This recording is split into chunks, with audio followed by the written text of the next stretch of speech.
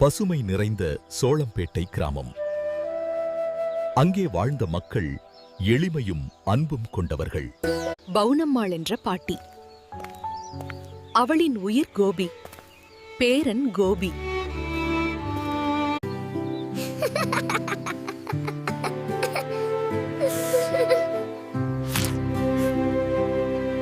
ஒவ்வொரு காலையிலும் அவள் கோபியை அழைத்து சென்ற இடம் ஒன்று.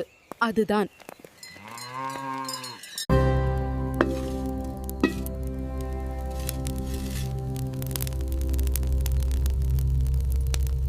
மண்பானையிலிருந்து மாவை எடுத்து சுடும் அடுப்பில் ஊற்றி அவள் கைகளில் உருவாகும் அற்புதம் பண்ட அப்பம்.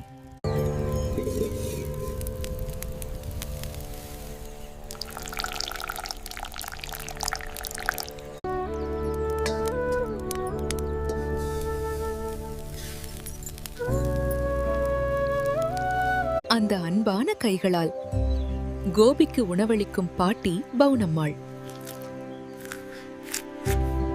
அந்த ஒரு அப்பத்தில்தான் இருந்தது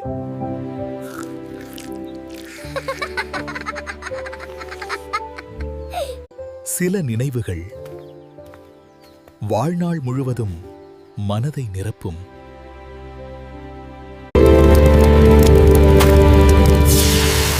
இந்த வீடியோ உங்களுக்கு பிடிச்சிருந்தா லைக் பண்ணுங்க, சப்ஸ்கிரைப் பண்ணுங்க, ஷேர் பண்ணுங்க.